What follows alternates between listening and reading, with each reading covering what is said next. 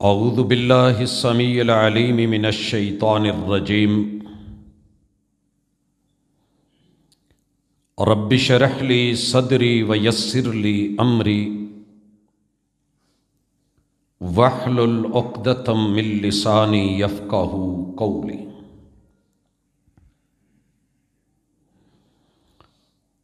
حاضرین مجلس، احباب گرامی، سامعین و سامعات،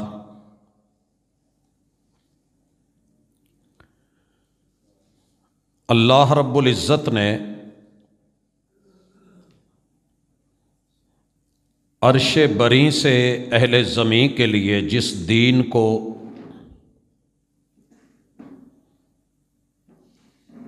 پسند فرمایا ہے اور اسے مقرر کیا ہے وہ اسلام ہے۔ مالک فرماتے ہیں ان الدین عند اللہ الاسلام، میرے نزدیک خالق اور مخلوق سے دنیاوی اور اخروی اعتبار سے ڈیل کرنے کے لیے جس پیکج کو، جس نظام کو، جس قاعدے اور قانون کو ہم نے چنا ہے، مقرر کیا ہے، منتخب کیا ہے، یقیناً صرف اور صرف وہ اسلام ہی ہے۔ مزید وضاحت فرما دی، وَمَن يَبْتَغِ غَيْرَ الْإِسْلَامِ دِينًا فَلَن يُقْبَلَ مِنْهُ، اسلام سے ہٹ کر کے جس کسی نے بھی کسی اور پیکج کو چنا، لگایا، تو وہ مردود ہے، ہماری طرف سے قابل قبول نہیں ہوگا۔ تیسری وضاحت کہ جو دین رب نے جناب آدم علیہ السلام سے شروع کیا تھا، محمد الرسول صلی اللہ علیہ وسلم پہ اسے مکمل کر دیا ہے۔ اب وہ دین مکمل ہے۔ مالک فرماتے ہیں الیوم اکملت لکم دینکم، مکمل کے بعد آپ کسی ایک پورشن کو مکمل کر چکے ہیں، کچھ نیا بنانا ہے تو گنجائش ہوتی ہے۔ ایک کام پایہ تکمیل تک پہنچا چکے ہیں، پھر اس کے اندر کچھ آپ لانا چاہیں، گنجائش ہے۔ لیکن اگلے لفظ سے اللہ تعالی نے، اس نقطے کو سمجھیے گا، وَأَتْمَمْتُ عَلَيْكُمْ نِعْمَتِي، میں نے اپنی جو نعمت ہو سکتی ہے اس کا اتمام فرما دیا ہے۔ اتمام کے بعد مزید گنجائش نہیں رہتی۔ اللہ تعالیٰ نے پانچویں چیز یہ کہی، وَرَضِيتُ لَكُمُ الْإِسْلَامَ دِينًا، تمہاری پسند جو بھی ہو لیکن میری پسند تمہارے لیے وہ دین اسلام ہی ہے۔ حضرات، تمہید کا چھٹا نقطہ کہ اللہ کا جو دین ہے وہ وہی ہے، نازل بہ الروح الامین، یہ اللہ کی طرف سے لے کر کے آئے ہیں، اور دین صرف وہی ہے جو منزل من اللہ ہے۔ سورۃ الاعراف اس کا ابتدائیہ پڑھیے گا، الف لام میم صاد، کتاب انزل الیک فلا یکن فی صدرک حرج من، یہ جو کتاب ہے تیری طرف محبوب بھیجی گئی ہے، آپ کے سینے میں اس حوالے سے کوئی معمولی سا بھی حرج اور نقطہ نہیں ہونا چاہیے۔ لِتُنذِرَ بِهِ وَذِكْرَىٰ لِلْمُؤْمِنِينَ، لوگوں کو سمجھانے کے لیے، ڈرانے کے لیے اور ایمان والوں کی یاد دہانی کے لیے ہم نے اس کتاب کو اتارا ہے۔ اور سنیے، اتبعوا ما انزل الیکم من ربکم، پیروی اسی کی کرنی ہے، ماننا صرف وہی ہے جو تمہارے رب نے اتارا ہے۔ وَلَا تَتَّبِعُوا مِن دُونِهِ أَوْلِيَاءَ، وہی سے ہٹ کے، دین سے ہٹ کے منزل من اللہ سے ہٹ کے، من جانب اللہ سے ہٹ کے جتنے مرضی بھی یار ہوں، ماہر تعلیمات ہوں، ماہر نصاب ہوں، ماہر گفت و شنید ہوں، ماہر تعلیم و تربیت ہوں، وَلَا تَتَّبِعُوا مِن دُونِهِ أَوْلِيَاءَ، منزل من اللہ سے ہٹ کے کسی یار بیلی کے سسٹم کو نہیں لینا۔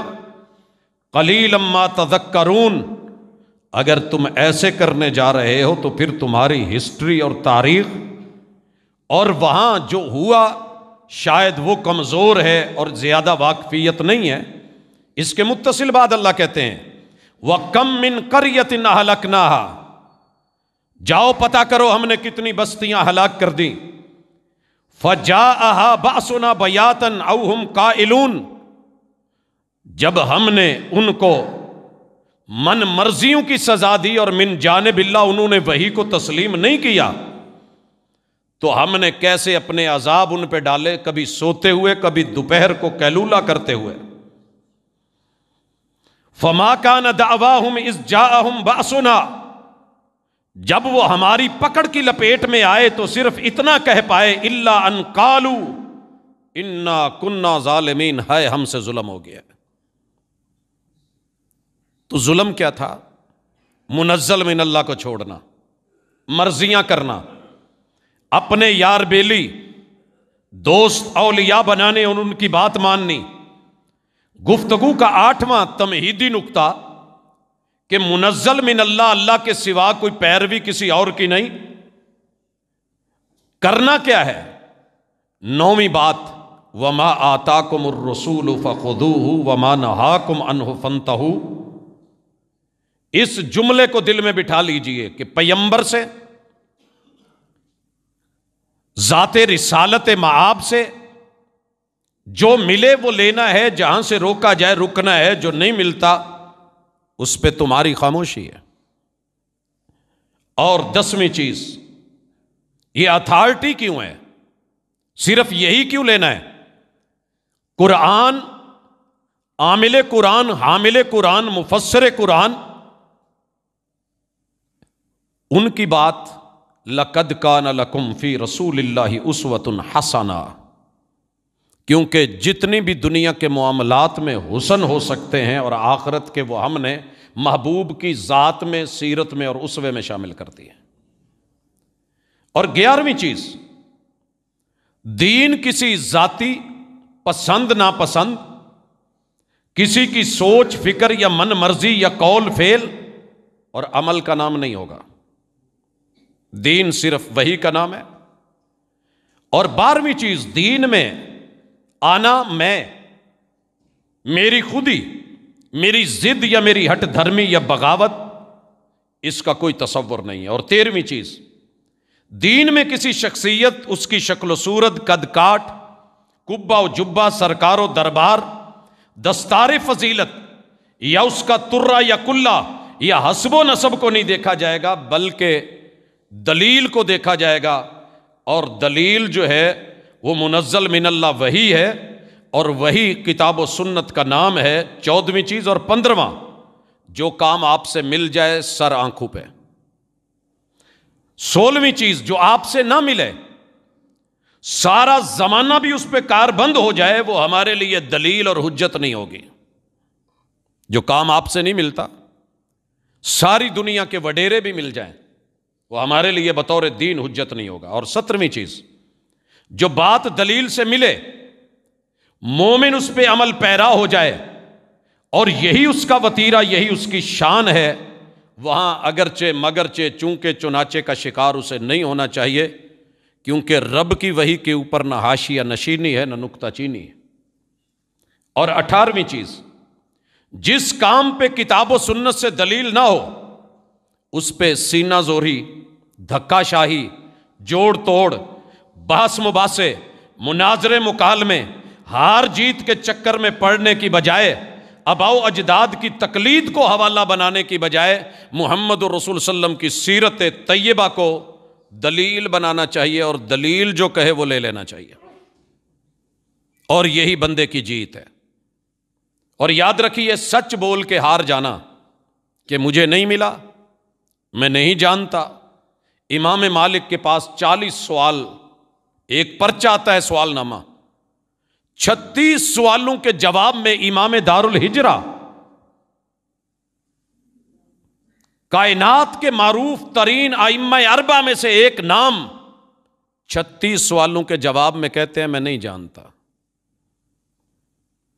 سائل نے بڑے حیران ہو کر کے پوچھا آپ وہی امام ہیں؟ تو جواب میں کیا کہتے ہیں؟ ہاں میں وہی ہوں۔ کہا عجیب قوم ہے، مجھے آپ کی طرف بھیجا ہے اور آپ کو 40 میں 4 کا جواب 36 کا نہیں۔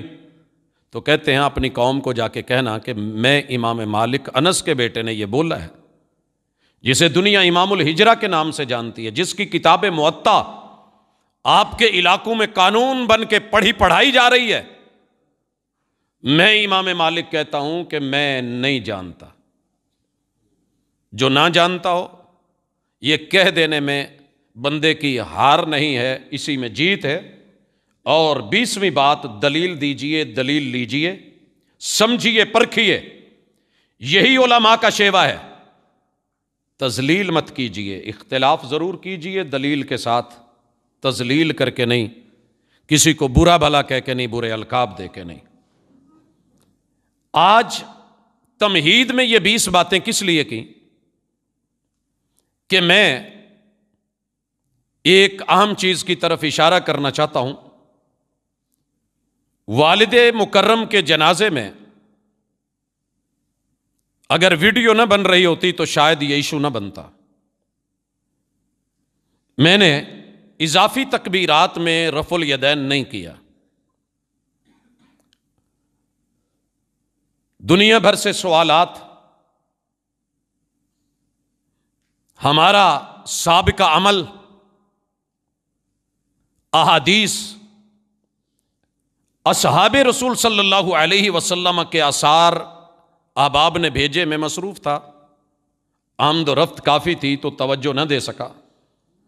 بہرحال اس حوالے سے گزشتہ جمعہ میں نے ذکر کیا تھا کہ میں اس کے حوالے سے گزارشات اور معروضات پیش کروں گا، تو میں اس کو صرف جنازے کی حد تک رکھنے کی بجائے اوورآل رکھتا ہوں کہ ہاتھوں کے معاملے میں ویسے تو میرے محبوب کی ایک ایک ادا وہ دین ہے، دین کا حصہ ہے، وہ سیرت ہے، لیکن آج چونکہ معاملہ رفع الیدین کا ہے تو میں ہاتھوں کے حوالے سے اوورآل ایک سیرت کا سکیچ احباب کے سامنے رکھتا ہوں کہ میرے محبوب نے ہاتھ چھوڑے تو بھی عبادت،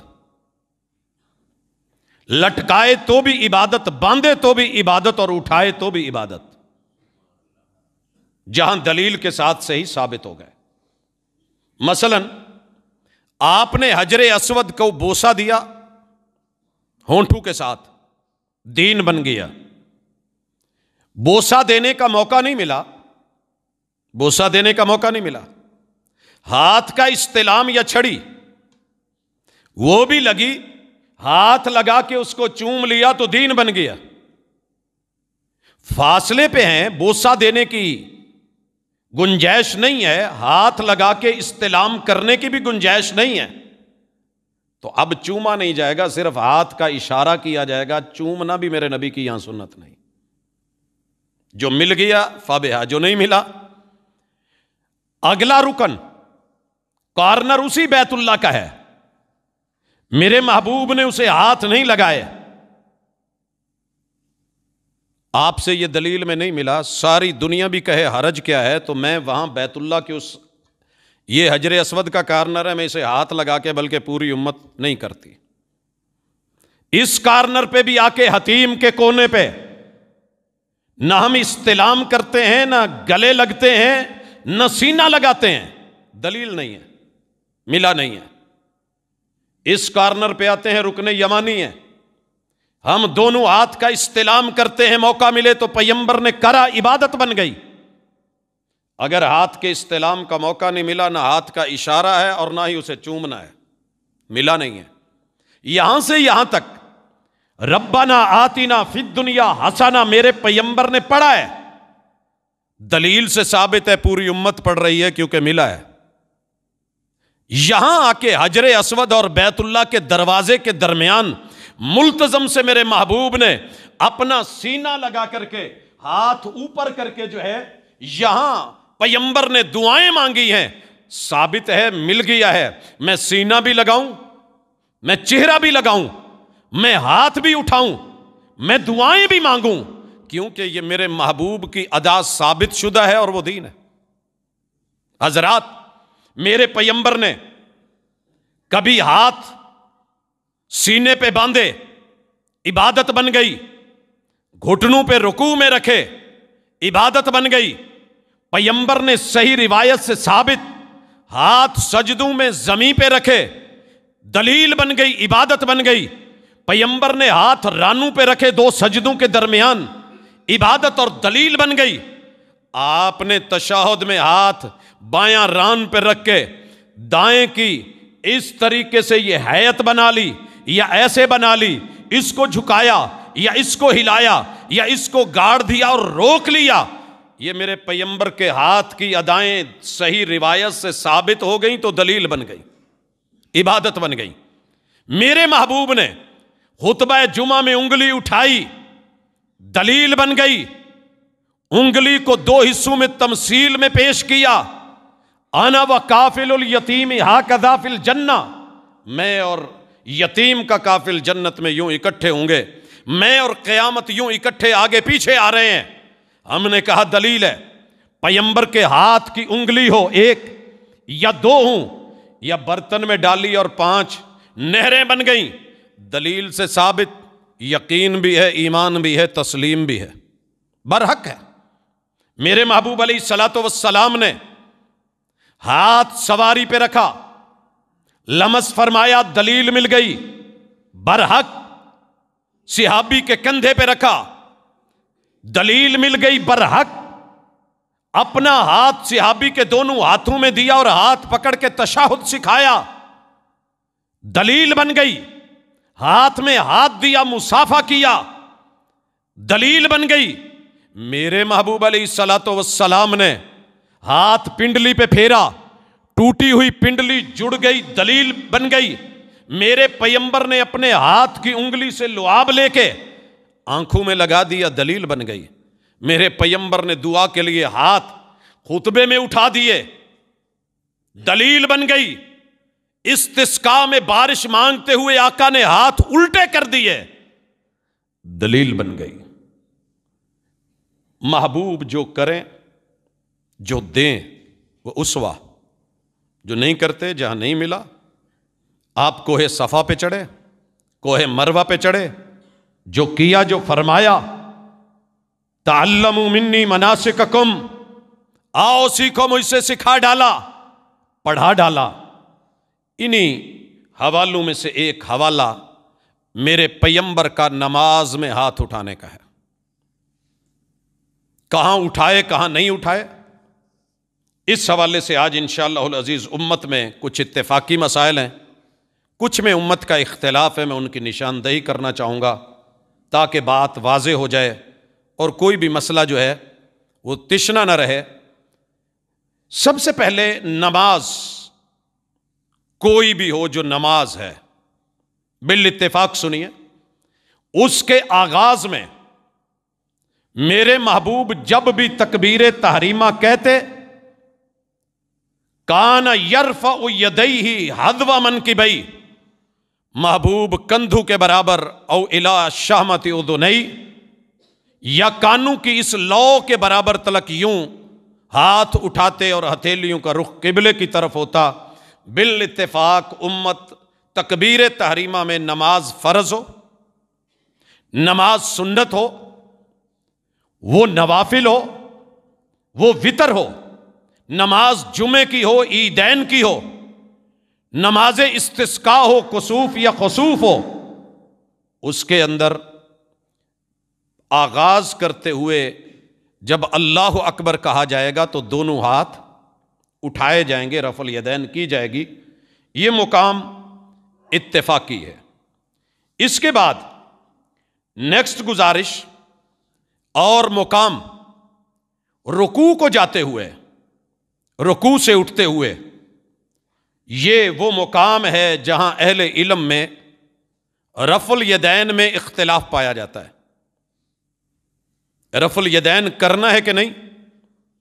مانعین نے ابن مسعود رضی اللہ تعالی عنہ ان کی وہ روایت جسے امام ترمذی رحمہ اللہ نے لانے سے پہلے ضعیف کہا، دیگر محدثین نے بھی وہ پیش کی، بہرحال ان کے پاس اس دلیل کے اوپر اپنی ایک استنادی حیثیت ہے، لیکن ہم رکوع میں جاتے ہوئے اور رکوع سے اٹھتے ہوئے رسول اللہ صلی اللہ علیہ وسلم سے ایک نہیں بے شمار صحابہ کرام رضوان اللہ علیہم اجمعین سے، چونکہ یہ ثابت ہے اس لیے ہم اس کے قائل بھی ہیں اور فاعل بھی ہیں، عملاً کرتے ہیں۔ روایتوں میں سے ایک روایت میں آگے چل کے پڑھ دوں گا۔ اس کے بعد معاملہ ہے سجدوں میں رفع الیدین کا۔ یہ مقام بھی سجدے میں جاتے ہوئے، سجدے سے اٹھتے ہوئے اہل علم کے درمیان رفع الیدین کرنی ہے کہ نہیں، اختلافی مقام ہے۔ یاد رہے کہ سجدے میں جتنی بھی روایات پیش کی گئی ہیں کرنے کی، رفع الیدین کی، وہ شاذ ہیں۔ شاذ کیا ہیں، اس کی وضاحت انشاءاللہ گفتگو کے آخر میں آئے گی۔ اس وجہ سے ہم ان پہ عمل نہیں کرتے، بلکہ صحیح اور محفوظ روایت جو کہ ابن عمر رضی اللہ تعالی عنہ سے ہے وہ سن لیجئے، اس میں وضاحت موجود ہے۔ ان رسول اللہ صلی اللہ علیہ وسلم کان یرفع یدیہ حذو منکبیہ، محبوب علیہ الصلاۃ والسلام کانوں کے برابر رفع الیدین کرتے تھے۔ اذا افتتح الصلاۃ، جب نماز کا آغاز کرتے، وَإِذَا كَبَّرَ لِلرُّكُوعِ، جب رکوع کے لیے تکبیر کہتے ہوئے رکوع میں جاتے تب، وَإِذَا رَفَعَ رَأْسَهُ مِنَ الرُّكُوعِ رَفَعَهُمَا كَذَلِكَ أَيْضًا، اور جب آپ رکوع سے اٹھتے اس وقت بھی آپ رفع الیدین کرتے۔ وَقَالَ سَمِعَ اللَّهُ لِمَنْ حَمِدَ،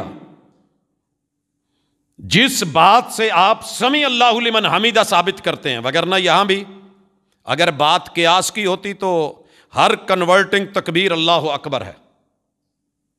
یہ واحد جگہ ہے کہ جہاں پہ محبوب نے اللہ اکبر نہیں کہا، سمیع اللہ لمن حمیدہ، اسی صحابی اسی روایت سے ثابت۔ اور پھر آپ نے پڑھا ربنا ولک الحمد، نبی مکرم صلی اللہ علیہ وسلم سے صحیح روایات کے ثابت کہ جب آپ دوسری رکعت سے وَإِذَا قَامَ مِنَ الرَّكْعَةِ الثَّانِيَةِ، دوسری رکعت سے اٹھتے تو تب بھی۔ اور ابن عمر فرماتے ہیں وَكَانَ لَا يَفْعَلُ ذَلِكَ فِي السُّجُودِ، میرے محبوب سجدوں کے اندر یہ رفع الیدین نہیں فرماتے تھے۔ صحیح ترین، محفوظ ترین اور شاذ کے مد مقابل اس وجہ سے ہم اسے نہیں کرتے۔ وَكَانَ لَا يَفْعَلُ ذَلِكَ فِي السُّجُودِ، صحیح البخاری میں حدیث 735 اور 738، صحیح مسلم کے اندر حدیث 390۔ اور یہ نفی سجدوں میں رفع الیدین کی سیدنا ابو موسیٰ الاشعری سے بھی ثابت ہے، جیسے کہ امام دارقطنی نے سنن کے اندر حدیث 1111 میں اسے ذکر کیا ہے۔ نیکسٹ، دو رکعتوں سے اٹھتے ہوئے رفع الیدین بھی اختلافی مسئلہ ہے۔ اماکن سمجھ آ رہے ہیں؟ نماز شروع کرتے ہوئے اتفاقاً رفع الیدین کیا جائے گا، رکوع جاتے ہوئے اٹھتے ہوئے اختلافی مسئلہ ہے، لیکن صحیح ترین روایات میں یہ ثابت ہے۔ سجدے میں جاتے ہوئے بھی اختلافی مسئلہ ہے اور سجدے سے اٹھتے ہوئے، لیکن شاذ ہونے کی وجہ سے اس پہ عمل نہیں کیا جائے گا۔ محمد رسول اللہ صلی اللہ علیہ وسلم سے صحیح ترین ثابت، اور اس سے جو نفی ہے اس کا واضح اور محفوظ ہونا وہ ثابت ہے، اس لیے یہاں نہیں ہوگا۔ دو رکعتوں سے اٹھتے ہوئے رسول صلی اللہ علیہ وسلم کی صحیح روایت آپ کے عمل سے ثابت کہ محبوب علیہ الصلاۃ والسلام جب دو رکعتوں سے اٹھتے تو آپ رفع الیدین کرتے تھے، اس لیے ہم اس کے قائل بھی ہیں اور فاعل بھی ہیں۔ نیکسٹ مقام نماز کے اندر رفع الیدین کا وہ ہے سلام پھیرتے ہوئے۔ سلام پھیرتے ہوئے رسول کریم علیہ الصلاۃ والسلام جب نماز آغاز میں تھی، ابتدا میں تھی اور نزول ہوا اور سکھائی گئی، جماعت کے طور پہ فرض ہوئی، تو سلام پھیرتے ہوئے صحابہ کرام رضوان اللہ علیہم اجمعین، یاد رہے کہ یہ فعل رسول اللہ کا نہیں ہے، آپ کا فعل کہاں ہے؟ تکبیر تحریمہ میں، رکوع میں جاتے ہوئے، رکوع سے اٹھتے ہوئے، 2 رکعتوں کے بعد کھڑے ہوتے ہوئے، سلام میں آپ نے پوری زندگی کبھی ہاتھ نہیں ہلایا۔ یہ میں نکتہ کسی وجہ سے واضح کرنا چاہتا ہوں۔ جب سلام پھیرا جاتا تو رسول اللہ صلی اللہ علیہ وسلم کے ساتھی روٹین میں، جیسے وہاں معاشرے کے اندر سلام پھیرتے ہوئے ہاتھ ہلانا، السلام علیکم، السلام علیکم، یہ انداز تھا السلام علیکم، تو وہ ہاتھ ہلاتے تھے۔ اس چیز کو دیکھ کے جناب جابر ابن سمرہ کہتے ہیں صلیت مع رسول اللہ صلی اللہ علیہ وسلم، میں نے رسول صلی اللہ علیہ وسلم کے ساتھ نماز پڑھی، فَكُنَّا اِذَا سَلَّمْنَا، ہماری عادت اس وقت اس نماز میں یہ ہوئی کہ جب ہم سلام پھیرتے قُلْنَا بِأَيْدِينَا السلام علیکم، السلام علیکم، دائیں طرف والوں کو بھی السلام علیکم، اور یہ دلیل ہے کہ نماز کے اندر سلام پھیرتے ہوئے اکیلا السلام علیکم بھی کہا جاتا ہے، اور یہ سلام کے طریقوں میں سے ایک ہے۔ نفی اس کی نہیں ہوئی، نفی ہوئی ہے ہاتھ ہلانے کی۔ رسول اللہ صلی اللہ علیہ وسلم نے جب یہ منظر دیکھا، قال فنظر الینا رسول اللہ صلی اللہ علیہ وسلم، محبوب نے ہماری طرف دیکھا، ہم یہ کر رہے تھے، فقال ما شأنکم، یار یہ تمہارا کیا معاملہ ہے، کیا کرتے ہو، تشیرون بایدیکم، تم اپنے ہاتھوں سے یوں جو ہے ہلاتے ہو، اشارے کرتے ہو، کأنہا اذناب خیل، یہ گھوڑوں کی دم شمس جو کہ باغی ہوتے ہیں اس وقت ہلے ہوئے وہ ہاتھ، جیسے وہ اپنی دم ہلاتے ہیں تم اپنے ہاتھوں کو ہلا رہے ہو۔ یہ مثال دے کے لوگ رفع الیدین کی نفی کرتے ہیں کہ یہ سرکش گھوڑوں کی طرح دم ہلانا ہے۔ معذرت کے ساتھ یہ کام پیمبر نے کبھی نہیں کیا، اور جو کام پیمبر ایک دفعہ زندگی میں کر دیں وہ کسی سرکش گھوڑے کی تمثیل نہیں ہو سکتی۔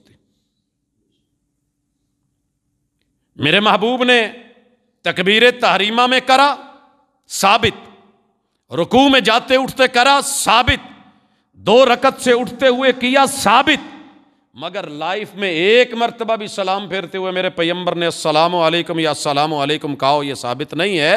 یہ پیچھے والوں نے، مقتدیوں نے کیا، اور میرے محبوب نے روک دیا اور فرمایا اذا سلم احدکم فلیلتفت الی صاحبہ ولا یومی بیدہ، آپ دائیں بائیں اپنے دوست جو آپ کے قریب ہیں ان کی طرف آپ دیکھ سکتے ہیں، لیکن آپ ہاتھ کا اشارہ نہیں کریں گے۔ التفات ہے، مڑنا ہے، السلام علیکم ورحمۃ اللہ، السلام علیکم ورحمۃ اللہ، لیکن آپ نے ہاتھ کا اشارہ نہیں کرنا۔ یہ وہ رفع الیدین تھی جو میرے پیمبر نے منع کری تھی۔ اب جب کوئی دلیل اور نہ مل سکی، صحیح نہ مل سکی، تو دوست اسے سلام والے چیپٹر سے اٹھا کے، جیسا کہ صحیح مسلم میں امام مسلم نے حدیث نمبر 970، امام ابو داؤد نے 998، امام نسائی نے 1186، علامہ البانی اور شیخ زبیر علی زئی نے اسے صحیح کہا، موجود ہے۔ لیکن چونکہ ہمارے ہاں یہ چلتا ہے کہ ادھر کا ادھر کا دلیل دے کے لوگوں کو وقتی طور پہ مطمئن کرنے کے لیے، تو بہرحال مجھے لوگوں کا ڈر نہیں، مجھے اللہ کا ڈر ہے، اس لیے ہم اس روایت کو کبھی بھی رسول اللہ صلی اللہ علیہ وسلم کی طرف رفع الیدین کے رد میں رکوع جاتے اور رکوع اٹھتے یا دوسری رکعت میں پیش نہیں کرتے، بلکہ خالصتاً وہ صحیح ادلہ جو ہیں ان پہ پیش کرتے ہیں، اور سلام پھیرتے ہوئے جہاں آپ نے منع کر دیا ہم اسے ویسی ہی تمثیل کے ساتھ بیان کرتے ہیں۔ بھائیو آگے چلیے، اس کے بعد اگلا معاملہ ہے کہ وطر پڑھے جا رہے ہیں۔ وطر میں 1 رکعت، 2 رکعت، تیسری رکعت 2 کر کے رسول اللہ صلی اللہ علیہ وسلم نے سلام پھیر کے پھر تیسری پڑھی۔ 2 رکعتیں پڑھ کے آپ درمیان میں مغرب کی طرح نہیں بیٹھے۔ وطر کا دوسرا طریقہ، آپ نے تیسری رکعت پڑھی، پہلی میں سبح اسم ربک الاعلی، دوسری میں قل یا ایھا الکافرون، اور تیسری میں قل ھو اللہ۔ رسول اللہ صلی اللہ علیہ وسلم کے عمل سے ثابت۔ یہاں پہ جب فاتحہ کے بعد کوئی سورت ملائی جائے اور قل ھو اللہ پڑھی جائے تو اب کیا کیا جائے؟ میرے محبوب کے ہاتھ بندھے ہوئے ہیں۔ آپ علیہ الصلاۃ والسلام نے کتاب التوحید ابن مندہ اپنے نواسے جناب حسن ابن علی کو سکھایا فَإِذَا فَرَغْتَ مِنْ قِرَاءَتِكَ کہ بیٹا جب فاتحہ کے بعد کسی سورت کو ملا لے فَقُلْ اللَّهُمَّ اهْدِنِي فِي مَنْ هَدَيْتَ، رکوع سے پہلے ہاتھ اٹھائے بغیر، ہاتھ چھوڑے بغیر، اگر یہاں کچھ کرنا ہوتا میرے محبوب فرما دیتے جیسے اس کو کہا ہے کہ یہ کیجئے، کچھ چینج کرنا ہوتا چینج بتا دیتے، نیت کو نقض کرنا ہوتا بتا دیتے، لیکن ایسے نہیں ہوا، بلکہ آپ نے پڑھنے کا حکم دیا تو ہر بندہ امام سمیت پڑھے گا اللہم اہدنی فی من ہدیت وعافنی فی من عافیت وتولنی فی من تولیت۔ یہ مقام اصل ہے محبوب کا طریقہ کار، مگر اس جگہ پہ اختلاف ہے، رفع الیدین کیا جائے گا کہ نہیں کیا جائے گا۔ کچھ احباب کا موقف ہے کہ یہاں پہلے قرات کی نیت توڑ دی جائے گی ام القرآن اور قرآن کی تلاوت کے بعد، اور وہ توڑی جائے گی اللہ اکبر کر کے، ایسے ہو یا جیسے ان کا موقف ہے ہاتھ اٹھایا جائے گا، رفع الیدین کی جائے گی۔ بھائی کیوں؟ کہتے ہیں کہ یہ رسول اللہ صلی اللہ علیہ وسلم کے صحابی جناب عبداللہ ابن مسعود رضی اللہ تعالی عنہ سے ثابت ہے، مصنف ابن ابی شیبہ میں بھی ہے، اور یہ امام بخاری رحمہ اللہ نے جز رفع الیدین میں بھی نقل کیا ہے۔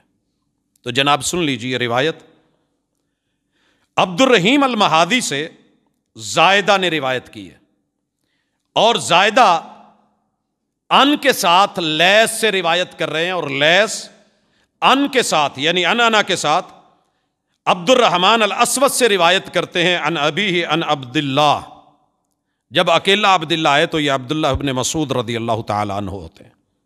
کہتے ہیں کہ وہ انہ کان یقرأ فی آخر رکعۃ من الوتر قل هو اللہ احد ثم یرفع یدیہ فیقنت قبل الرکوع۔ ابن مسعود کیا کرتے تھے؟ وتر کی آخری رکعت میں قل هو اللہ پڑھ لینے کے بعد وہ رفع الیدین کرتے تھے، اور پھر رکوع سے پہلے قنوت کی دعا پڑھتے تھے۔ بات سمجھ آ گئی؟ میرے بھائیوں، جمی محدثین اس بات کے اوپر متفق ہیں کہ لیس سکا ہے، یہ جو راوی ہے نا سکا ہے، لیکن مدلس ہے۔ یہ آپ اصول حدیث میں جا کر کے پڑھیں گے کہ بسا اوقات بڑے بڑے نیک پرہیزگار متقی آدمی بھی کچھ چیزیں بطور تدلیس چھپا لیتے ہیں، اور مدلس اگر ان کے ساتھ بیان کرے، حدثنا یا اخبرنا بولے، تو اس کی روایت قابل قبول نہیں ہوتی۔ یہاں جو ہے عبد الرحیم المہادی جو ہیں وہ کہتے ہیں حدثنا زائدہ ان لیث ان عبد الرحمن، یہ جو لیس ان عبد الرحمن ہے یہ انا ہے لیس کا، اور وہ مدلس ہے، اس وجہ سے محدثین کے ہاں یہ روایت صحیح نہیں ہے، اس انا کی وجہ سے قابل قبول نہیں ہے بلکہ مردود ہے۔ اور دوسری گزارش بھی کر دوں کہ دوست جب رفع الیدین کے رد میں آتے ہیں تو کہتے ہیں کہ ابن مسعود سے صرف تکبیر تحریمہ کی رفع الیدین ثابت ہے، لہٰذا سینکڑوں روایات صحابہ کی گواہیاں صرف ابن مسعود کی اس ضعیف روایت کی وجہ سے رد کر دی جاتی ہیں کہ جناب ان سے ملتا ہے کہ آپ نے صرف اول مرہ پہلی مرتبہ ہاتھ اٹھائے ہیں، پھر اس کے بعد ہاتھ نہیں اٹھائے، تو وہ صرف اگر تکبیر تحریمہ ہے تو یہ تو کمزور ترین روایت ہے ان روایتوں کے مقابلے میں جو مضبوط ترین صحیح ترین ہے۔ وہاں تو آپ نے رفع الیدین کو رد کر دیا، یہاں کیوں نہیں ہوا؟ لیکن خیر کریں یا نہ کریں، اصول حدیث اصول محدثین لیث کے مدلس اور انا ہونے کی وجہ سے، اس انا کی وجہ سے یہ روایت قابل قبول نہیں ہے، لہٰذا ہم اس مقام کے اوپر بھی رفع الیدین کرنے کے نہ قائل ہیں اور نہ فاعل ہیں۔ جو رسول اللہ صلی اللہ علیہ وسلم سے صحیح نہیں ملا، ہمارا اصول ہمارا ضابطہ اور قاعدہ ایک ہی ہے۔ بھائی اس کے بعد اگلی چیز عیدین اور رفع الیدین، بالاتفاق جب عید شروع کی جائے گی پہلی رکعت اللہ اکبر کہا جائے گا، تکبیر تحریمہ کے ساتھ رفع الیدین کیا جائے گا، باقی جو اضافی تکبیریں ہیں وہ 6 یا 12 جو بھی لوگ کرتے ہیں، اس کے اندر رسول کریم علیہ الصلوۃ والسلام سے کسی بھی صحیح روایت سے ہمیں آپ کا عمل نہیں ملا اس لیے ہم نہیں کرتے. تکبیر کہتے ہیں اللہ اکبر، مگر ہم ہاتھ نہیں اٹھاتے. جو اٹھاتے ہیں ان کے پاس جو دلیل ہے، اس کے پاس ان کا اجتہاد ہے، اس میں وہ مخلص ہیں، اس میں ہماری کوئی دوسری رائے نہیں.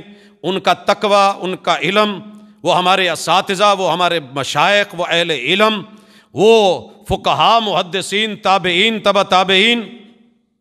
لیکن معذرت کے ساتھ میں مکلف ہوں دلیل کا، اور دلیل ہوتی ہے محمد رسول صلی اللہ علیہ وسلم کی بات، قول، فعل اور عمل. صحابی کو بھی کوئی عمل کرے گا تو اس کو مستند کی ضرورت ہے، سہارے کی ضرورت ہے، دلیل کی ضرورت ہے. صحابی کا اپنا فعل عمل نہیں ہوتا، دلیل نہیں ہوتا اپنا عمل. اس لیے ہم یہاں نہیں کرتے. باقی رہ گئی سنن البیہقی کی روایت ابن عمر کے حوالے سے کہ وہ ہر تکبیر جو رکوع سے پہلے تھی اس میں ہاتھ اٹھاتے تھے. تو یہ عام نمازوں کے بارے میں ہے، جیسا کہ کتب احادیث میں موجود ہے. یہ عیدین کے بارے میں روایت نہیں ہے، واللہ تعالی عالم. نیکسٹ چیز جنازے کی تکبیرات، جو اصل موضوع ہے اس حوالے کی طرف آ رہا ہوں.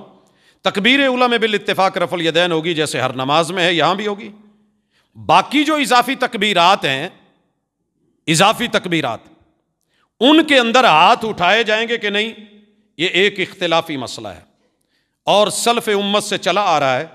جیسا کہ ابن عمر رضی اللہ تعالیٰ عنہ، کچھ تابعین، تبع تابعین سے یہ ملتا ہے کہ وہ ہر تکبیر کے ساتھ جنازے کی ہر تکبیر، پہلی، دوسری، تیسری، چوتھی، رفع الیدین کرتے تھے. جبکہ کچھ ہر تکبیر میں رفع الیدین نہیں کرتے تھے، برعکس بھی ملتا ہے. بس پہلی تکبیر میں رفع الیدین کرتے تھے، جیسا کہ امام سفیان ثوری، امام ابراہیم النخعی وغیرہم. مصنف میں امام ابن ابی شیبہ نے اس کی وضاحت کی ہے، تفصیل دیکھنی ہو تو کتابیں موجود ہیں. باقی رہ گیا کہ اس کام کا، اس فعل کا، کہ آپ علیہ الصلاۃ والسلام جنازے کی ہر تکبیر میں رفع الیدین کرتے تھے. کچھ اہل علم کا یہ موقف ہے، میں اس طرف آ رہا ہوں. اس روایت کا مرفوعاً ثابت ہونا ثابت نہیں ہے. مرفوعاً کہتے ہیں جو کام آپ نے رسول اللہ صلی اللہ علیہ وسلم نے کیا، اسے صحابی کہے کہ رسول اللہ صلی اللہ علیہ وسلم نے یہ کام کیا ہے، یہ مرفوع ہوتا ہے رفعہ الی النبی، یہ اس نے رسول اللہ صلی اللہ علیہ وسلم کی طرف منسوب کر دیا ہے، رفع کر دیا ہے. اگر وہ خود کرے تو یہ موقوف ہے کہ وقف ہو گیا ہے، یہ کام صحابی پہ رک گیا ہے، رسول اللہ صلی اللہ علیہ وسلم سے اس کی دلیل نہیں ملی. تو حضرت ابن عمر رضی اللہ تعالی عنہ سے یہ روایت، یہ عمل اور یہ فعل ثابت ہے، مگر رسول اللہ صلی اللہ علیہ وسلم سے نہیں. لہٰذا یہ بات مد نظر رہے کہ کچھ علماء کا یہ فرمانا، کہہ دیتے ہیں جی ابن عمر اتنے بڑے متبع سنت تھے، وہ وہاں پہ پیشاب کرنے کی اگرچہ نہیں آیا حیت اور کیفیت بنا لیتے تھے، تو یہ کیسے ممکن ہے کہ انہوں نے ایک کام رسول صلی اللہ علیہ وسلم کو کرتے ہوئے نہ دیکھا اور خود کیا ہو؟ یقیناً دیکھا ہوگا تو کیا ہے. بھائی جو دیکھا ہے نا اس کی دلیل چاہیے، بس نہیں تو پھر ذرا آئیے، اگر یہ بات جذباتی کرنی ہے تو میں جذبات کو کسی طرح کنٹرول نہیں کر سکتا، ہر بندے کے اپنے جذبات ہیں. وہ جی حرج کیا ہے، آخر انہوں نے دیکھا ہوگا، تو جذباتی مت ہوں. ابن عمر رضی اللہ تعالیٰ عنہ سے تو یہ بھی صحیح ملتا ہے کہ وہ داڑھی کاٹتے تھے، لیکن کس دلیل سے کاٹتے تھے آج تلک وہ دلیل نہیں مل سکی. علامہ البانی رحمہ اللہ کا بھی یہی موقف تھا کہ صحابہ ہم سے بہتر جانتے ہیں، کوئی شک نہیں ہم سے بہتر جانتے ہیں، لیکن جب رسول اللہ صلی اللہ علیہ وسلم نے کہا واف اللحا اترک اللحا کثر اللحا، داڑھی کو معاف کر دو، داڑھی کو چھوڑ دو، داڑھی کو کثرت سے آنے دو، ارخ اللحا وفر اللحا کثر اللحا، یہ ساری چیزوں کے ہوتے ہوئے ابن عمر نے کس دلیل سے داڑھی کاٹی؟ وہ دلیل آج تک صفحہ ہستی پہ نہیں ہے. علامہ البانی رحمہ اللہ صاحب علم تھے، صاحب گفتگو تھے. ہمارے پاکستان کے ایک بہت بڑے نامی گرامی شیخ بھی ان سے ملے. مکتبہ غربا مدینہ منورہ میں، جامعہ اسلامیہ مدینہ یونیورسٹی کے اندر اس کے مالک گئے. شیخ نے وہی بات کی تو کہنے لگے لا عارف مستند فعل ابن عمر، فعل ابن عمر، ابن عمر نے جس دلیل کے ساتھ یہ کام کیا ہے مجھے وہ آپ دلیل دے دیں. کہتے ہیں کہ شیخ چپ ہو گئے تھے، اور حق کا تقاضا بھی یہی ہے کہ جہاں دلیل نہ ہو وہاں بندہ کم از کم چپ ہو جائے. تو یہ کہہ دینا جی یہ ان کے اجتہادات میں تھا، کرتے تھے. اسی طرح ابن عمر کا یہ اجتہاد ان کی اپنے اجتہاد پہ مبنی یہ فعل ہے. رسول اللہ صلی اللہ علیہ وسلم سے پورا ذخیرہ حدیث سے اس کی دلیل نہیں ملی. اور دوسری بات، اصل قاعدہ سنیے، جیسے کھانے پینے میں اصل ثابت ہے جواز ہے، ہر جانور حلال ہے جب تک وہی نہ آئے کہ یہ حرام ہے یہ حرام ہے یہ حرام ہے. عبادات کے اندر اصل ہی منع ہے، اصل ہی منع ہے. کوئی چھٹی نماز نہیں پڑھی جائے گی، نماز عبادت ہے. مجھے کوئی یہ نہیں کہے گا چھٹی نماز پڑھ کے پروفیسر صاحب کوئی دلیل ہے جے منع بخا دو. آپ نے نہ پڑھی ہوئے، میں کہوں جی آپ سے ثابت نہیں، تو کہتے ثابت نہ ہونا کسی چیز کا عدم ہونا یہ تھوڑی ہے کہ وہ کام ہوا ہی نہیں ہے. عدم اس چیز پہ تو نہیں ہے، عدم ثبوت اس بات پہ تو دلالت نہیں کرتا کہ وہ کام ہوا ہی نہیں. تو میرے بھائی جب میرے پاس اصل ہے کہ منع ہے نہیں کرنی، نماز عبادت، نماز کی ایک ادا عبادت رسول اللہ صلی اللہ علیہ وسلم سے ملے گی، کریں گے نہیں تو چھوڑ دیا جائے گا. اگر وہ فعل آپ سے صحیح ہے ہم ضد نہیں کریں گے، انا بھی نہیں کریں گے، ابا بھی نہیں کریں گے، اکڑیں گے بھی نہیں، اپنی ساری حدیں سائیڈ پہ کر کے چھوڑ کے اس فعل کو کریں گے کیونکہ رسول اللہ علیہ وسلم سے صحیح ثابت ہے. اگر نہیں ملتا کوئی ضد نہیں، کوئی انا نہیں، کوئی ہٹ دھرمی نہیں، میرا ماضی کیا تھا میں کرتا تھا اب کیوں نہیں کرتے، ایسے ہے مجھے نہیں پتا تھا میں کرتا رہا، جب پتا چلا نہیں ملی دلیل میں نہیں کرتا. اللہ کل قیامت کے دن پوچھیں گے تو ایک ہی جواب ہے، تیرے محبوب کا فعل دلیل تھا ملا نہیں ہے اس لیے ہم نے کرا نہیں ہے. میرے بھائی خود صحابی بھی اگر کسی کام کو کرنے کی بات کرے تو دلیل چاہیے. لہٰذا اضافی تکبیرات میں رفع الیدین کرنے کی کوئی صحیح مستند دلیل اگر ہے تو بسم اللہ، نہیں. باقی رہ گیا قیاس کرنا، وہ جی وہاں ثابت ہے تو یہاں کیوں نہیں. عبادت میں فقہ حنفی کے نزدیک بھی قیاس نہیں چلتی، قیاس سے عبادت ثابت نہیں ہوتی. تو لہٰذا یہاں جب اصل منع ہے تو ان چیزوں کو دیکھ لیں. باقی وہ روایت سن لیجئے جو رسول اللہ صلی اللہ علیہ وسلم کی طرف منسوب ہے کہ آپ جنازے کی اضافی تکبیرات میں رفع الیدین فرماتے تھے. یہ امام دارقطنی ان کی ایک سنن ہے اور ایک ان کی کتاب ہے العلل، بڑے معروف ہیں. حدیث کے اندر کوئی لفظ میں، متن میں، عبارت میں یا معنی میں کوئی علت پائی جاتی ہے، اس کے اندر کوئی ایسا عذر یا بیماری ہوتا ہے جو عام لوگوں کو پتہ نہیں چلتا، تو یہ علل کے ماہرین جن میں امام بخاری رحمہ اللہ، امام دارقطنی بڑے ایک نامی گرامی لوگ ہیں، تو امام دارقطنی نے اس روایت کو ذکر کرا ہے کتاب العلل میں. یہاں میں گزارش کروں گا، ہمارے کافی سارے بھائی ہمیں حوالہ دیتے ہیں کہ محبوب اگر آپ نہ ہوتے تو میں کائنات پیدا نہ کرتا. ہم نے پوچھا کوئی حوالہ ہے؟ کہتے ہیں جی حدیث ہے رسول صلی اللہ علیہ وسلم کی، امام ملا علی قاری نے الموضوعات الکبیر میں لکھا ہے. تو اس وقت ہم ہنستے ہیں کہ اس بیچارے کو پتہ نہیں ہے کہ الموضوعات الکبیر وہ دنیا کے بڑے بڑے جھوٹ جو رسول اللہ صلی اللہ علیہ وسلم پہ باندھے گئے، اس میں انہوں نے یہ بتایا ہے لکھ کے کہ یہ حدیث مشہور ضرور ہے مگر یہ روایت رسول اللہ علیہ وسلم پہ جھوٹ ہے، یہ جھوٹی ہے، من گڑت ہے، موضوع ہے، موضوعات شریف نہیں ہے. اسی طرح امام دارقطنی اسے کتاب العلل میں لائے ہیں، کوئی علت تھی تو وہاں لے کے آئے. پہلے روایت سنیے. قال الامام الدارقطنی قال احمد بن محمد بن الجراح. اور اس روایت کو روایت کرنے میں یہاں احمد ابن محمد کے ساتھ ابن مخلد یہ دو راوی ہیں، قال دونوں کہتے ہیں. حدثنا ابن شبہ، یہ ابن شبہ جو ہے آگے چلے گا، یہ عمر اس کا نام ہے. قال حدثنا یزید بن ہارون، یزید بن ہارون بیان کرتے ہیں. قال اخبرنا یحیی بن سعید، ہمیں یحییٰ بن سعید نے بیان کیا نافع عن ابن عمر، ابن عمر کے شاگرد نافع سے کہ ابن عمر کہتے ہیں ان النبی صلی اللہ علیہ وسلم کان اذا صلی علی جنازۃ، محبوب جب بھی کسی جنازے پہ نماز جنازہ پڑھاتے، رفع یدیہ فی کل تکبیرہ، آپ ہر تکبیر میں رفع الیدین کرتے تھے. یہ ہے سارا دار و مدار اس کے مرفوع ہونے کا. وَإِذَا انصرف سلم، اور جب آپ جنازے سے نکلنا چاہتے تو سلام کہتے تھے، سلام پھیرتے تھے. یہ دارقطنی نے 13ویں جلد میں صفحہ 22 پہ حدیث 2908 ہے، اسے نقل کیا ہے. تو جناب یہ سن لیجئے کہ سیدنا ابن عمر کی روایت وہ جنازہ کی ہر تکبیر کے بارے میں جو ہے یہ ابن عمر کی ذات تک تو ثابت ہے. پھر سن لیجئے ابن عمر کا فعل ثابت ہے، صحیح روایت ہے، مگر رسول اللہ صلی اللہ علیہ وسلم کے فعل کے طور پہ مرفوعاً یہ قطعاً ثابت نہیں ہے، اور جو مرفوعاً پیش کی جاتی ہے اسے خود امام دارقطنی نے معلول کہا ہے. اس میں علت ہے، بیمار ہے، قابل حجت نہیں ہے، مرفوع ہونے کے لائق نہیں ہے. اور اس پہ میں دوسری گواہی امام زیلعی الحنفی خود انہوں نے اس کے اوپر جرح کی اور اس کی وضاحت کی، اور امام دارقطنی کی موقف کی حمایت کی.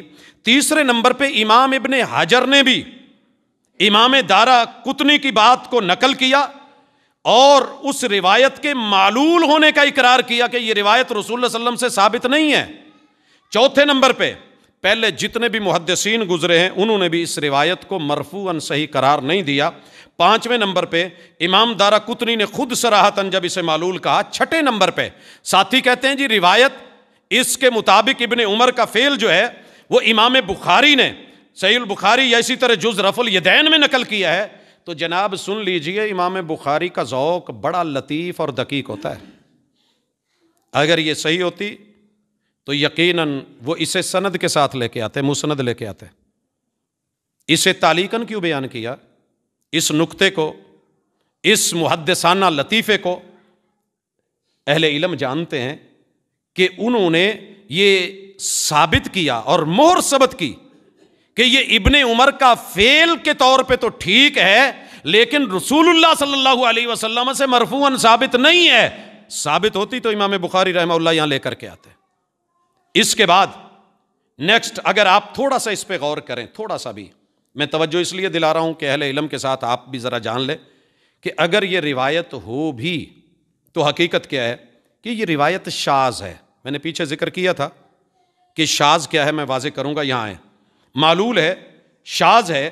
ابن عمر سے روایت یہ شاذ کیوں ہے؟ ابھی میں نے جو سند پڑھی تھی ابن عمر رسول اللہ صلی اللہ علیہ وسلم سے بیان کر رہے ہیں، ابن عمر سے ان کے شاگرد نافع بیان کر رہے ہیں. نافع سے یہ روایت 3 شاگرد بیان کرتے ہیں. 3 نام ذرا یاد رکھیے گا. نمبر 1 یحییٰ بن سعید، نمبر 2 جریر ابن حازم، اور تیسرے عبید اللہ ابن عمر العمری. یہ 3 راوی ہیں اس روایت کو بیان کرنے میں جناب نافع کے 3 شاگرد. اور نافع سے جو جریر نے بیان کیا ہے وہ بھی حضرت عبداللہ بن عمر کا فعل ہی بیان کیا ہے. پہلے شاگرد نے، نافع کے پہلے شاگرد جریر نے اسے رسول اللہ صلی اللہ علیہ وسلم کا فعل نہیں بیان کیا، یہی کہا ہے کہ حضرت ابن عمر کرتے تھے. امام نافع کے دوسرے شاگرد عبید اللہ بن عمر نے بھی اسے ابن عمر ہی کا فعل بیان کیا ہے. تیسرے جو شاگرد ہیں یحییٰ بن سعید، یہ جب نافع سے بیان کرتے ہیں تو ان سے پھر ان کے 3 شاگرد ہیں، ایک محمد ابن فضیل اور دوسرے زہیر بن معاویہ. یہ دونوں بھی اسے یحییٰ بن سعید وہ نافع سے ابن عمر کا فعل ہی بیان کرتے ہیں، رسول اللہ صلی اللہ علیہ وسلم کا قول نہیں. کتنے ہو گئے؟ نافع کے 2 شاگرد، پھر ان کے بعد یحییٰ بن سعید، ان کے آگے 2 شاگرد، یہ چاروں مل کے جناب نافع سے اور نافع جناب عمر سے کہ یہ حضرت عبداللہ بن عمر کرتے تھے، رسول اللہ صلی اللہ علیہ وسلم کا فعل ذکر نہیں کر رہے. اب بات کہاں آ کے بگڑتی ہے کہ یہاں پہ رسول اللہ صلی اللہ علیہ وسلم سے یزید بن ہارون جو ہے یہ تیسرا شاگرد ہے، یہ جب بیان کرتا ہے یحییٰ بن سعید سے تو یہ کہتا ہے کہ عبداللہ بن عمر کہتے ہیں رسول اللہ صلی اللہ علیہ وسلم کرتے تھے. یہ ہے وہ بندہ یحییٰ بن سعید سے یزید بن ہارون، اور یزید بن ہارون سے 2 ثقہ راوی محمد بن فضیل اور زہیر بن معاویہ، یہ ان کی مخالفت کر رہا ہے. تو چونکہ 2 ثقہ راویوں کی یہ مخالفت ہے اس وجہ سے یہ روایت شاذ ہے. اور پھر یہ بھی ذہن میں رہے کہ یزید بن ہارون سے جب عمر بن شبہ، میں نے ذکر کیا تھا کہ ابن شبہ، یہ عمر بن شبہ راوی جو مرفوعاً روایت کرتا ہے، اکثر علماء نے اسے ثقہ کہا ہے، کوئی شک نہیں ثقہ ہے، اس کی عام روایتیں قابل قبول ہیں. لیکن یہ ذہن میں رہے جب یہ کسی ثقہ راوی اور اوثق راوی کی مخالفت کرے گا تو اس کی بات، اس کی زیادتی قابل قبول نہیں ہوگی۔ ہر سکہ کی بات قابل قبول نہیں ہوتی، بلکہ قرائن سے دیکھا جاتا ہے کہ کہیں وہ غلطی تو نہیں کرتا، وہم کا شکار تو نہیں ہوتا، کہیں اس سے خطا تو نہیں ہوتی۔ تو یہ بات ذہن میں رہے کہ یہ عمر بن شبہ جو ہے یہ اس طرح کا راوی ہے کہ سکہ ہونے کے باوجود اس سے خطا بھی ہوتی ہے، یہ وہم کا شکار بھی ہوتا ہے۔ حافظ ابن حجر نے تہذیب میں ان کی روایت نقل کر کے یہ بتایا ہے کہ ان کو وہم ہوا، اور اس کی روایت کے بارے میں ابو حاتم نے بھی کہا ہے کہ عمر بن شبہ کی یہ خطا ہے اور یہ اس کا وہم ہے۔ تو اس سے بات واضح ہو جاتی ہے کہ عمر بن شبہ سکہ ہونے کے باوجود وہم کے عارضہ کی وجہ سے اس کے مد مقابل جو ثقات ہیں وہ صرف اتنا بیان کرتے ہیں کہ ابن عمر نے رفع الیدین کیا اضافی تکبیرات کے ساتھ، اور یہ کہتا ہے کہ رسول صلی اللہ علیہ وسلم نے کیا، تو اسے رسول صلی اللہ علیہ وسلم کی طرف منسوب کرنا یا مرفوعاً آپ سے ثابت ہونا یہ آپ سے ملتا نہیں ہے۔ یحییٰ بن سعید کے دو ساتھی جریر بن حازم اور عبید اللہ بن عمر العمری اسے نافع سے رسول جو ہے وہ بیان کرتے ہیں، تو ابن عمر کا فعل، اور عمر بن شبہ اپنے وہم کی بنیاد پہ جب بیان کرتا ہے تو اسے اکیلا رسول اللہ صلی اللہ علیہ وسلم کا فعل مرفوعاً قرار دیتا ہے۔ اسی لیے امام بخاری رحمہ اللہ نے اسے رسول اللہ صلی اللہ علیہ وسلم کا فعل نہیں بلکہ ابن عمر کے فعل کے طور پہ نقل کیا ہے۔ امام ذیلی نے، امام ابن حجر نے بھی اس بات کا اقرار کیا ہے، اور اسی لیے امام دارقطنی نے کتاب العلل کے اندر روایت لا کے اس کی علت کو واضح کیا اور اس کو معلول کہا ہے۔ لہٰذا جنازے کی اضافی تکبیرات کے اندر رفع الیدین محمد الرسول اللہ صلی اللہ علیہ وسلم سے ثابت نہیں ہے۔ جب آپ سے ثابت نہیں، اور ہمارے اکثر علماء کہہ دیتے ہیں جی سکہ ہے، سکہ کی روایت قبول ہے اس لیے ہم لیتے ہیں، تو ان کا اپنا اجتہاد، ان کی اپنی چیز، وہ اپنی جگہ پہ رکھیں، لیکن وہم اور خطا اور دیگر جو ہے اوثق کے ہوتے ہوئے یہ روایت اس کے جو ہے مد مقابل لانا اور اسے مرفوعاً پیش کرنا، ابن عمر کے فعل کی بجائے رسول صلی اللہ علیہ وسلم کا فعل قرار دینا، ہم اس کے قائل اور فاعل نہیں ہیں۔ باقی جو اہل علم ہیں ان کا اجتہاد ہے، اگر وہ کرتے ہیں تو ہم روکتے نہیں، ہم زبردستی نہیں کرتے، ہم منع کرنے والوں میں سے نہیں ہیں۔ ہم یہ نہیں کہتے کہ جناب اس کو چھوڑیے نہیں تو ایسے جنازہ ہوگا یا نہیں ہوگا، قبول اللہ نے کرنا ہے، اجتہادی معاملہ ہے روایت کی بیس کے اوپر، کرنے والے کو نہ کرنے والے کو اللہ کے ہاں اس کا اجر صحیح پہ ہمیں رسول اللہ صلی اللہ علیہ وسلم سے ملتا نہیں، اس لیے ہم کرتے نہیں۔ تو یہ خلاصہ کلام تھا، اللہ تعالیٰ عمل کی توفیق دے۔ اگر محبوب سے ملتا تو ہم ضرور کرتے، اور اگر یہ روایت کبھی رسول اللہ صلی اللہ علیہ وسلم سے مرفوعاً صحیح ثابت ہو جائے تو میں کسی بھی جنازے میں، میرے پاس ضد نہیں ہے، اکڑ نہیں ہے، انا نہیں ہے، ہم وہ کرتے ہیں جو رسول اللہ صلی اللہ علیہ وسلم سے صحیح مل جائے، نہ ملے تو ہم پابند شریعت ہیں۔ اقول قولی ھذا وآخر دعوانا ان الحمد للہ ان الحمد للہ نحمده ونستعینه ونستغفره ونعوذ باللہ من شرور انفسنا ومن سیئات اعمالنا من يهده الله فلا مضل له ومن يضلل فلا هادي له واشهد ان لا اله الا الله وحده لا شريك له واشهد ان محمدا عبده ورسوله۔ احباب ذی وقار، میری ایک عادت ہے کہ وہ مسائل جو اہل علم کے اندر اختلافی ہوتے ہیں، اختلاف کا دائرہ وسیع ہوتا ہے، طرفین میں جو پیش کی جاتی ہے وہ دلیل ہوتی ہے، کبھی وہ شبہ ہوتا ہے، کبھی وہ روایت صحیح ہوتی ہے، ہماری کہیں غلطی ہو سکتی ہے، اجتہادی معاملہ ہے۔ کہیں پہ دوست احباب جس کو پیش کر رہے ہوتے ہیں وہ موضوع ہے، ضعیف ہے، من گھڑت ہے، شاذ ہے، صحت کے درجے کو نہیں پہنچ رہی، یا اس میں کوئی علت ہے، تو اللہ کا شکر ہے ہم تعویلوں کی بجائے دلیل کے اوپر رہنے کو ہی محفوظ سمجھتے ہیں۔ اس لیے احوط، ارجح، راجح، صحیح اور اقرب الی الدلیل اور اقرب الی الکتاب والسنہ یہی ہے کہ جہاں میرے محبوب سے یہ فعل نہیں ملتا، نہیں کیا جائے گا، کیونکہ فعل کے ثابت ہونے کے لیے دلیل ضروری ہے۔ یہ عبادت ہے اور عبادات کے اندر اصل منع ہے، لہٰذا کوئی مجھے کل کو کہے جی اس کے نہ کرنے کی کہ آپ نے منع کیا ہو، منع دکھائیں، تو اصل ہی منع ہے، اصل ہی منع ہے۔ لہٰذا عبادت میں یہ سوال بنتا ہی نہیں کہ جناب منع دکھائیں۔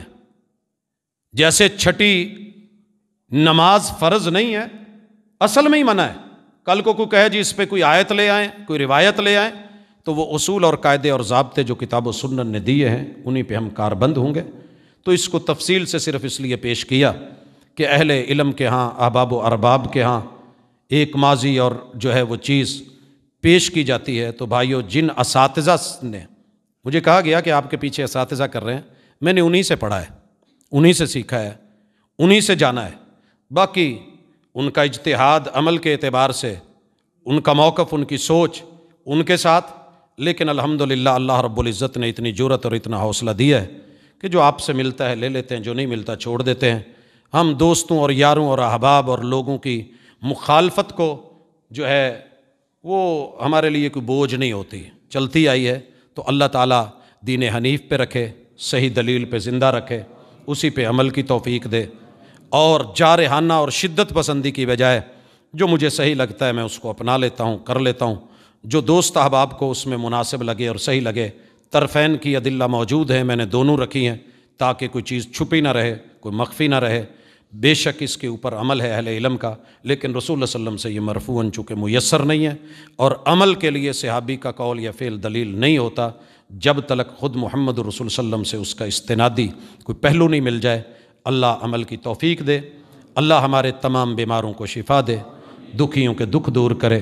اس دنیا سے جانے والے بہت سارے دوست احباب، کل ہی ہمارے ایک دوست ان کی ماں جی اللہ کو پیاری ہو گئیں، اور کافی سارے دوست احباب ان کے رشتہ دار عزیز و اقارب، اللہ سب کے ساتھ بھلائی کا معاملہ فرمائے، اور لغزشوں کو اللہ تعالیٰ جو ہے وہ معاف فرما دے، جنت کا ٹکڑا بنا دے قبروں کو، اور اپنی رحمتوں کا نزول فرمائے۔ اس مجلس میں کوئی دکھی بیمار بیٹھا ہے، اللہ دکھ دور کرے، گھروں ہسپتالوں کلینکوں میں ہے، اللہ شفا عطا فرمائے۔ سبحانک اللہم و بحمدک، اشہد ان لا الہ الا انت، استغفرک و اتوب الیک۔